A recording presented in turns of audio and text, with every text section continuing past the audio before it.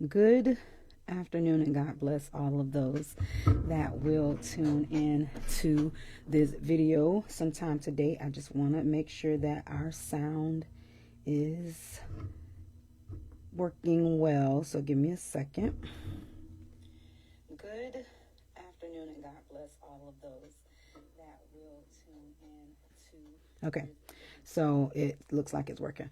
All right. So God bless all of you for those that will tune into this video sometime today. So we talked yesterday morning about the Bible, the B.I.B.L.E. And one of the things that we were discussing yesterday was I ended with us needing to stick it out with God, us needing to stick it out with God. Why? Because of the simple fact that, so those that are going to make it in, Jesus tells us in Revelation, he gives us a lot when he talks to these different churches, and he says to them, to those that overcome, to those that overcome. So what does it look like for the believer to overcome? And that really is a question that we have to all consider as believers, because a lot of the times, and maybe I've stated this, I'm not sure, but a lot of the times we can feel like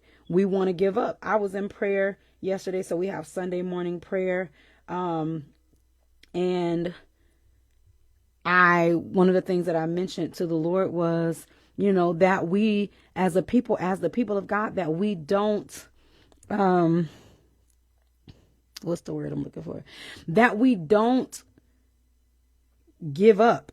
We don't give up. So, we have conditions, we have mindsets, we have emotions, we have feelings, and they can a lot of the times get in the way of our forward movement. It can. So it causes for us to feel like God doesn't love us, that God doesn't care about us, or that God is just waiting to destroy us. God is waiting to, just God is like the word of God. And I read this to you all maybe last week or the week before last, but how it says in Hebrews, but a certain fearful looking for of judgment. You're so afraid. And, that fear, that kind of fear, looking, just waiting for God to judge you, is a discouragement. It's a discouragement. It becomes also hopelessness. So why is a person hopeless? Because they're discouraged. They're discouraged. And so in that person's mind, once they settle in that, I'm just waiting for God to kill me. Or I might as well just keep doing bad things because he's going to get me any moment. He's going to get me any moment. And so we don't respect the fact that a lot of the times God bringing punishment, or bringing, what's the word you would call it? Bringing chastisement, is because he wants us in right alignment. It's because he wants us to, be faithful and keep going. Like, hey, I don't hate you. I do love you, but I want you to be faithful. I want you to be faithful. I want you to be able to do what's right, because I want you with me. He wants us with him. So in Revelation, it tells us, Jesus tells us, I'm going to go there and I'm just going to read a lot of what he says as it relates to, what's going to happen if we overcome. That means I can't stay where I am. I can't be so discouraged. I can't be so sad. I can't be so afraid that I don't move forward. That's important. That's important for us to understand. We can't move forward if we're afraid to move forward. Then we're going to find ourselves, because really nobody is at a standstill. I just want to make that known. A person, if you stop going forward, you are going to slide back. You are going to, because there's grace in the forward movement. There's grace in you pushing, propelling forward. So the Bible, and as it was said yesterday morning, the Bible is for our learning. It's for our example. The Bible is for us to know what God expects from us on a general level. Generally speaking, we need to know what God expects for man, and what God expects for the believer, So let me see. I'm just going to read the to him who overcomes that the Lord says in Revelation. Let's see. Let me get to the first one. This is verse 7 of Revelation chapter 2. To him that overcomes will I give to eat of the tree of life, which is in the midst of the paradise of God. So that's the first thing that Jesus tells us. He says that if you overcome, you'll have access to the tree of life. Now, the tree of life that's in Eden, we don't have access to it. We don't have access to it because we are in a state where now we're trying to survive. So before the fall, we were living according to God's will. We were living. There was no sin in man at that time. There was no discrepancy, no defilement before the fall, none of that. So man was just living for God. Adam was living for God. He was doing what God wanted him to do, name these animals and whatever else responsibilities that God had him doing. And he didn't have to plant or anything like that necessarily. The trees were already ready for him. Everything was already prepared for him. All he had to do was just do what God wanted him to do. So before the fall, man was just living for God, just being creation, just living. Now, man is trying to survive. Man in a general state, man is trying to survive, and they are trying to survive without God. They're trying to survive without him because they do feel death. They feel it on them. They know that they don't know. They might not know specifically. And and honestly, I didn't know it until my brother pastor brought it up a few months ago. We don't know that it's death, the separation of God. We don't realize that that's what it is. Now, obviously, you can read the Bible, and if God wants to give you that aha, then you'll notice, you'll read Revelation 3, and you'll say, wait, so that's the feeling. It's the separation from God. That's what I'm missing. I'm separate from God. And then you can pray according to that. But that is generally why man is trying to survive. They don't know that it's because they're separate from God. But Genesis tells us that we're separate from God. We've been cut off from the source. So when a fruit is on a tree and it falls from the tree, it is cut, it's separated from its source. At that present moment, it is dying. It's no longer getting the nutrition that the tree gives to it. It's no longer doing that. It is in a process of dying. Yeah, but you don't see these bananas in the store brown. Some of them, most of them. You don't see them brown. Most of them you see green. Yeah, they've been taken off of their life support too early if they're green. But you don't see them brown. You see them, they look healthy and ready for you to dig your teeth into it. Right? It looks ripe. It looks good. But it is in a process of death. It is in a process of death. So that's what our problem is. At least those that are still outside of God. But that's all of our problem when we are operating according to our nature. When we are operating in the flesh, why are we? So why is man, and as we talked about this in my live on Saturday, with my sister, our live together. What's happening? What's happening with man? Man is wanting pleasure. So why man is trying to find pleasure? They know that there's something wrong. They know that there's something is wrong. They can't pinpoint exactly what it is. They're not going to know if they don't give themselves to the Lord. They're not going to know what it is. But they do know something is off, something is wrong. And so they are trying to, instead of searching out the matter, instead of searching out what the problem is, they are just living life to survive and to have pleasure. That's what they're doing. Like animals. Animals out there are trying to survive. They're trying to survive. They are not trying to find out why they're so aggressive, or why the ones that are being hunted, or why the ones that are hunting. Wait a minute. Why do I hunt other animals? Why? Why am I a bird of prey? Why? They're not asking those questions. They know that every day is a day that they can be eaten. So they have these defense mechanisms. They have these. God made them to have them. Yeah, but God, you made them to be, you caused for them to have access to eat other animals. That's true. But I give them defense mechanisms so that they can try to survive out there. Like what God did to Cain, who acted like an animal and killed his brother. Right? Yes, he puts a mark on Cain. That's a defense mechanism. God gives him a defense mechanism. God does give man defense mechanisms. He does, because of the simple fact that, hey, if you're not going to serve me, get you a helmet, get you some knee pads, get you some guards of some sort, get it for your mouth, get something for your chest. You're going to need it because you are going to hit your head a lot. You're going to bump your head a lot. That's going to happen. It's going to happen. So man has defense mechanisms like animals have defense mechanisms. But so they know that something is wrong. They can't really pinpoint what the wrong is. They're not searching out the matter.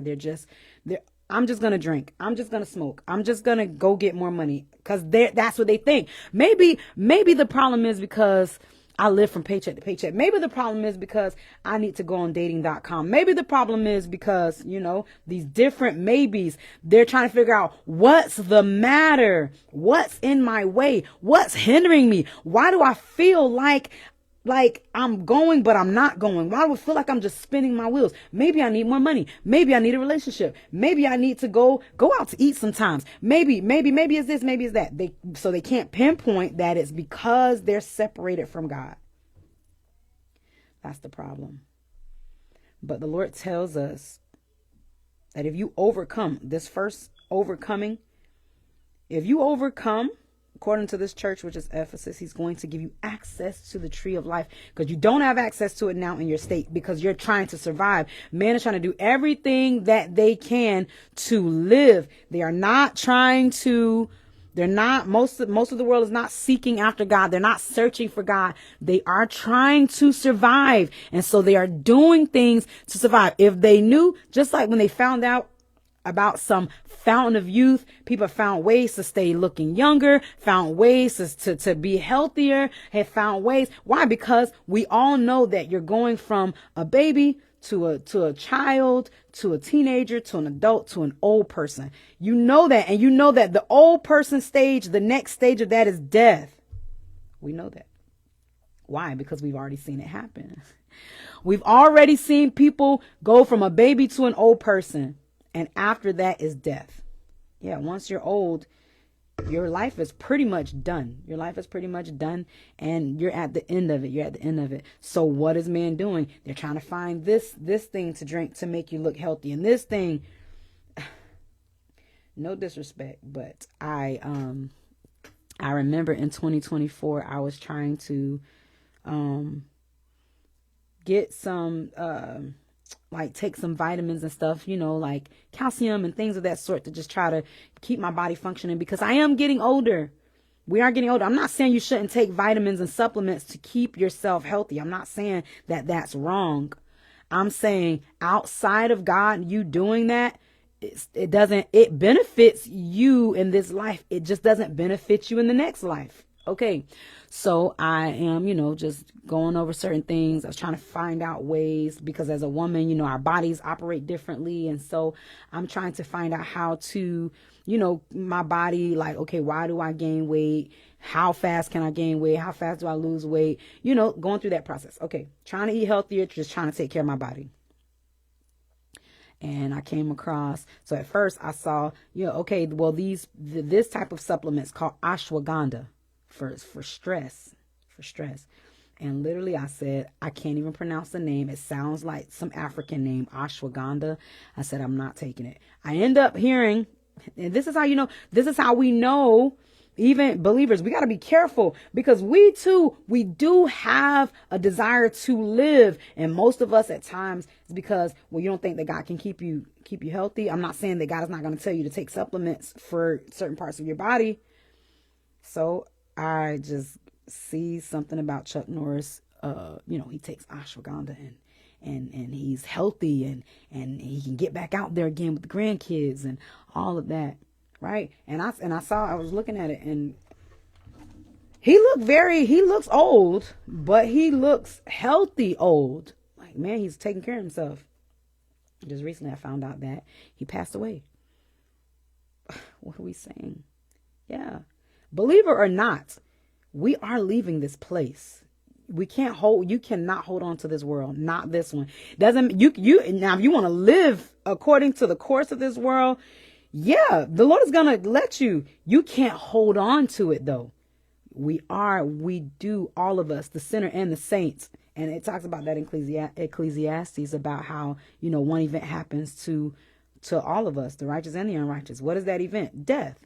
One event happens to us all.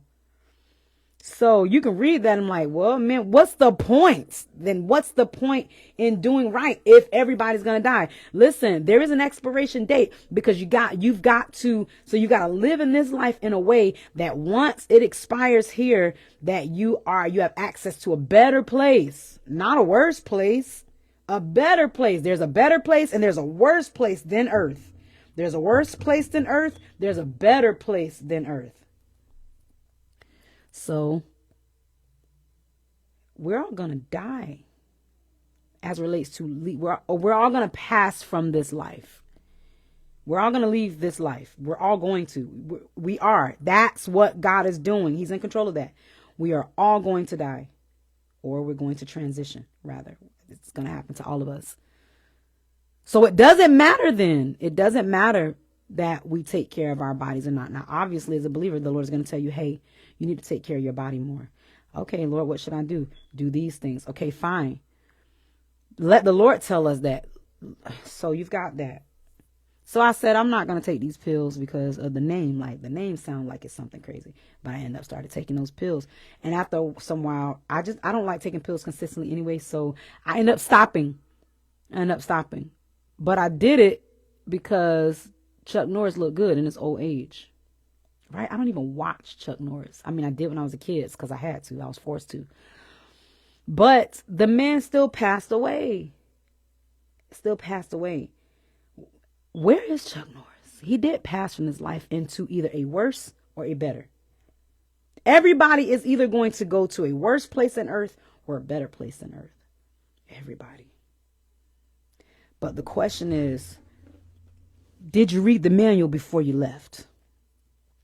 Did you read the manual? Did you read the instructions before leaving earth? That's what they say the Bible is. B.I.B.L.E. Basic instructions before leaving earth. Did you read it? Because, yeah, you look very good in your old age and you're working out and you're doing all of these good things to take care of yourself because you are trying to survive. You are trying to live. You're trying to do what makes you happy. What makes you happy. And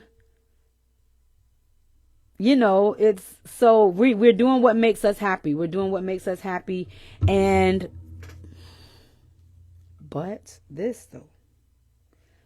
the Bible though, like this is what's going to determine, based on how we look at this, based on how we read this, based on how we apply this, if we're going to go to a better place than earth or a worse place than earth. So anybody that has transitioned from this life, you're either dying twice or you're living twice. That's what's happening. We don't get to change that. None of us get to change that. So this is what's important. This right here. This is what's important. This is important. It's important to read this. It's important to apply this, take it in, accept it, obey it. It's important. It should be important to us.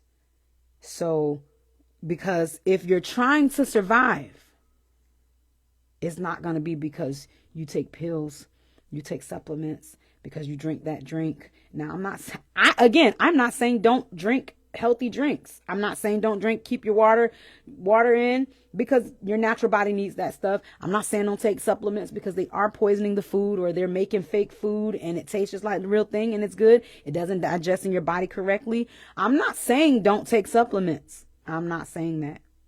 I'm saying this Bible. I'm saying this Bible though. That's what I'm saying. I'm saying when we leave the earth, either A, it's going to be proven that we read it, we applied it, we obeyed it, or not. Based on where we go, the worst place or the better place. Worse or better? That's what's going to determine if we read this. Hey, while you're on your way out. Okay, we're on our way out.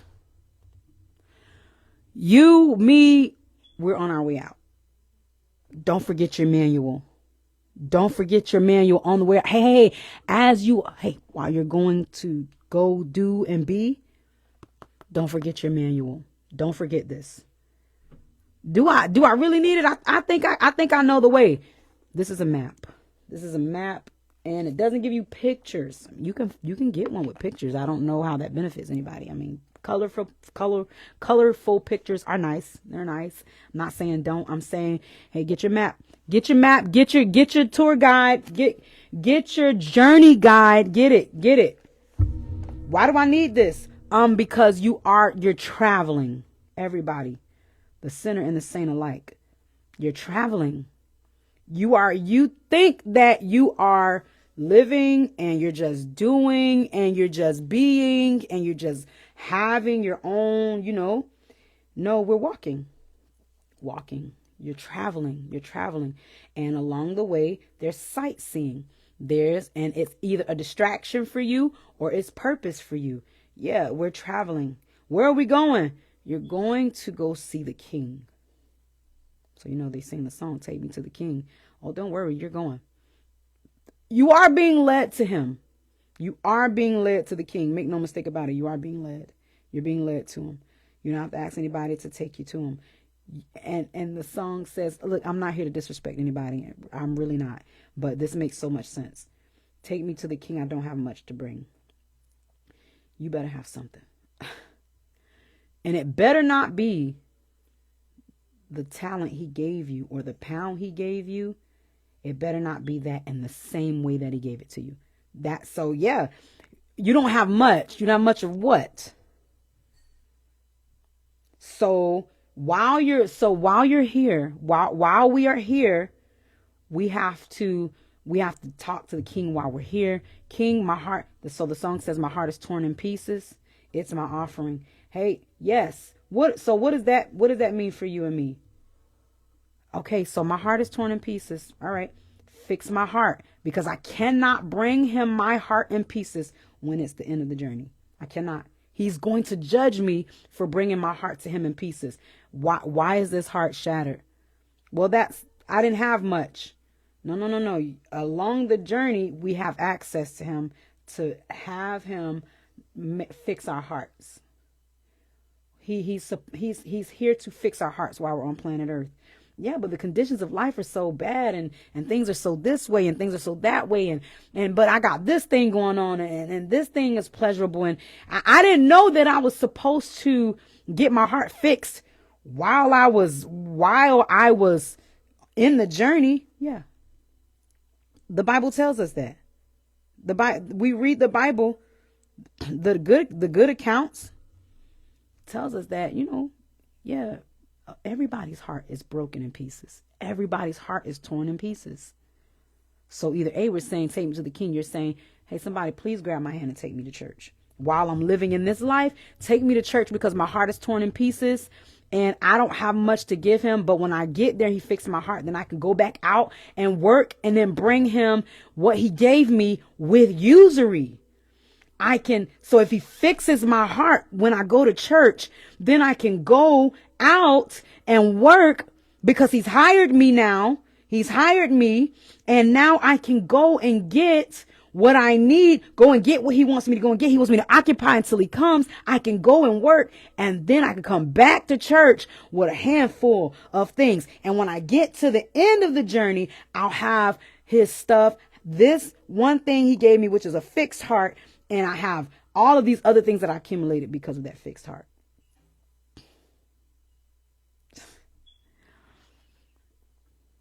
Yeah. So we are not supposed to be on the earth just trying to survive. He says if you overcome, he'll give you access to the tree of life. But I'm only going to overcome if I read this. If I read this, if I agree with this, and I apply this, I obey this, then yes. I'm going to I'm going to have access to the tree of life. Let's see what else he says.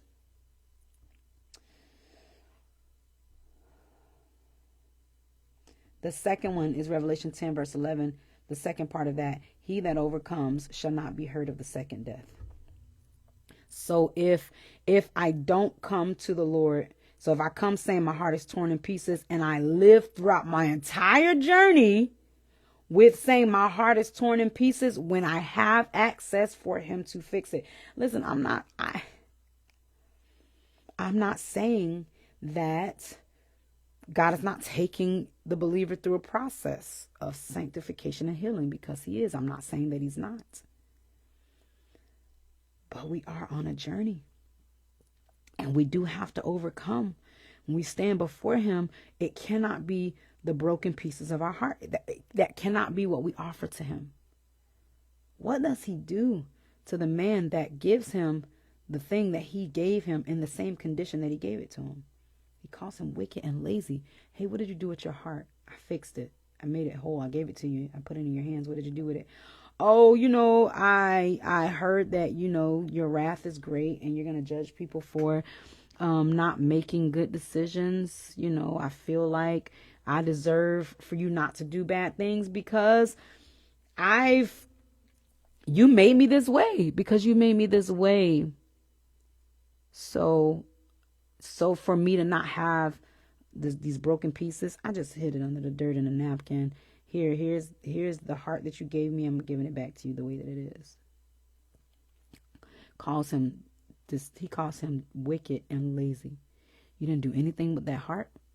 Nothing. You didn't love me with it by occupying till I come. Okay. So I'm gonna hurt you with the second death. Yeah, either A, we're gonna die twice, or we're gonna live twice. Yeah, that whole you only live once, that's for those that are going to die twice. You only live once. But for those who are ordained to live twice, you only die once. Meaning you give your life to the Lord, you died in that way. And then that physical death, so that's coupled. When you leave this place by way of death, then you lived, you died, you live. For those that don't overcome, you lived, you died, and you die. Right? You live, you died, and you die. Again. You lived, you die, you live. You lived, you died, you die. That's the second death. You're going to be hurt by the second death. So you might not be hurt by the first death. Maybe you get old. You die as an old person. I don't know if Chuck Norris died by way of his age. We don't know. But he died. And if he didn't get his manual on the way out, he's dying. And yes, he's dying again. That's what's happening. That's what's happening. He's dying again. He's dying again. So we've got that. Man, what kind of God, right? Yeah, right. What kind of a God are we serving? A great and terrible one. You got to ask God. I got to ask God. I got to tell him. You got to tell him. I need the fear of the Lord. And I need it to not leave me. Because I need to get to a place of making decisions that are going to benefit me and not hurt me while I'm in this journey. You're already promised a tribulation. The Word of God tells us that. Why add to it? And sometimes you are going to add to it. But if we follow Jesus Christ and repent and follow him consistently, he's gonna heal you. He's going to heal you from it. So we want to overcome so that we can have access to the tree of life. That's because you're going to live twice and not be hurt by the second death, because we're going to die twice.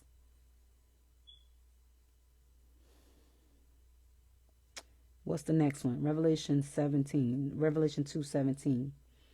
To him that overcomes will I give to eat of the hidden manna, and will give him a white stone, and in the stone a new name written, which no man knows, saving he that received it. So this manna, hey, the children of Israel complained about the manna.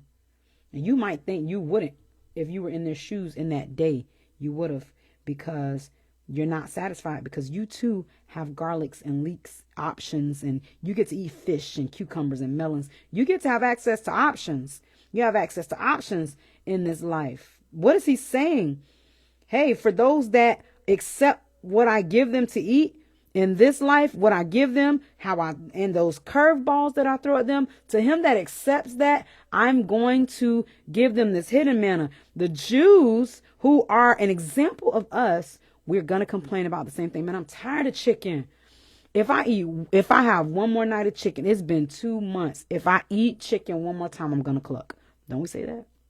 Not grateful. Oh Lord God, thank you for the chicken. You've had chicken for 2 months. I know, and it's great. Thank you for the chicken. No, most of us, we want variety. We want variety, and we're going to go after the variety. We're going to go after the variety. That's us, people. That's us. That's man. Yeah, the children of Israel can't wag our finger and say tisk, tisk, tisk. We cannot. We cannot. We are just like them.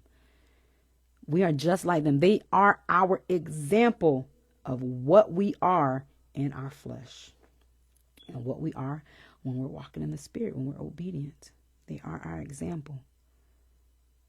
So if we don't complain in this life about the manna, what is your manna?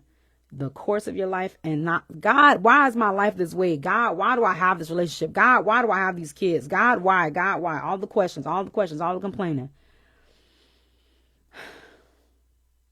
So if you're fine with the manna, you're not trying to do something else with the manna. Let me see if I can grind the manna, right? Let me see if I can grind the manna and make cakes out of it instead. It's just the same thing every day, the same manna every day. Chicken, husbands, wives, kids, this, that. I'm tired of it. So if you don't complain about the manna on the earth, then he's going to give you the hidden manna. And not only is he going to give you the hidden manna, he's going to let you eat the hidden manna, and he's going to give you a white stone. And in that white stone, it's going to be a new name that's written on the stone. Nobody else is going to know that name but you, if you overcome.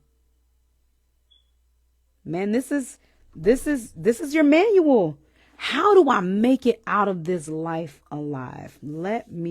How are you? You're only going to find out through this right here. Hey, grab your manual while you're on your way out. You want to know how to get through this? Life is hard. Life is hard. Life is hard. It is. Life is hard. And we're either going to make it harder for ourselves, or we're going to make it easier for ourselves. You get to decide that. You get to decide. You get to decide whether it's going to be hard or easy. Life is hard without God. Half the time, sometimes life is hard with God.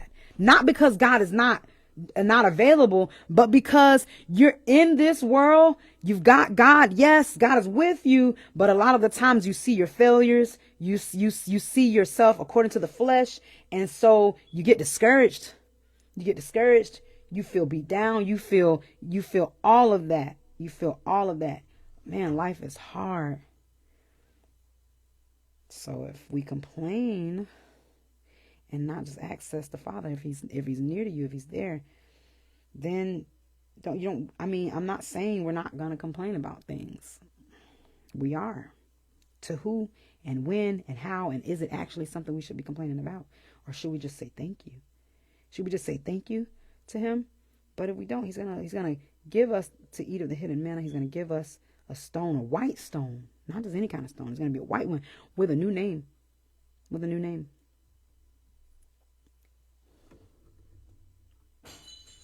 Let me see.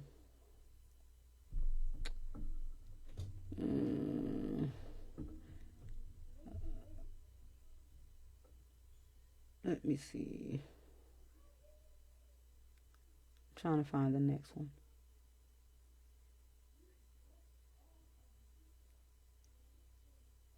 Okay. Chapter 2, verse 26. And he that overcomes and keeps my works unto the end, to him will I give power over the nations. And he shall rule them with a rod of iron. As the vessels of a potter shall they be broken to shivers, even as I received of my Father. And I will give him the morning star. So that's that one if you overcome. That's a lot. He's going to give you power over the nations. He's going to give you power over the nations. He's going to make you a ruler. He's going to make you a ruler. Yeah, he's going to make you a ruler. And he's going to have you to be one that can control them with a rod of iron. You're going to rule the nations with a rod of iron. You're going to have authority. And he's going to cause for you to have the morning star, which is himself. Which is himself. Yeah, you're going to get access to me. You're going to get VIP access to me. Yes. Verse 5 of chapter 3. He that overcomes, the same shall be clothed in white raiment. And I will not blot out his name out of the book of life, but I will confess his name before my Father and before his angels. He's going to treat you like you're a celebrity. He's going to talk to the Father. He's going to acknowledge you to the Father. He's going to confess you if you overcome. He's going to give you clothes, white clothes.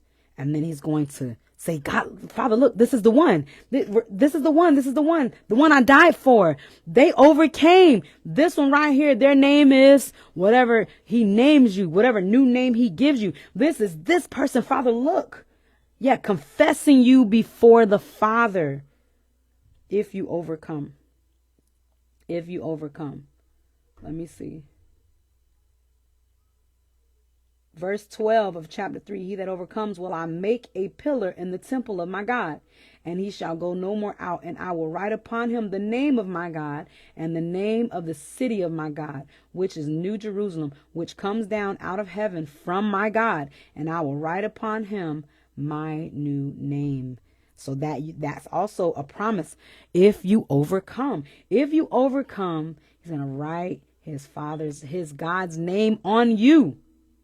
And the city of his God's name on you. And he'll write on you even his own new name.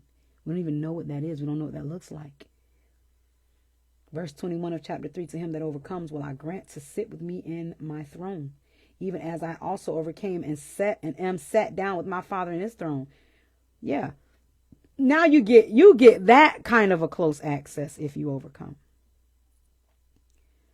That's what you get. That's what you get when you overcome like Jesus wants you to overcome. When you overcome like he wants you to overcome, then you're going to have access to sit with him. You're going to have access to sit with him.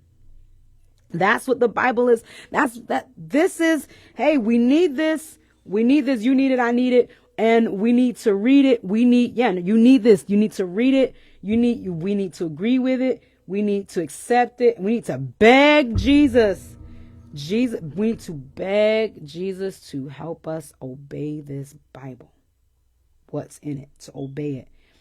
At basic level, obey God so that God can say more things to you so that you can obey. So that he can say more things to you so that you can obey. So that he can make you a king and a priest. So that he can bring you with him at the end of your journey.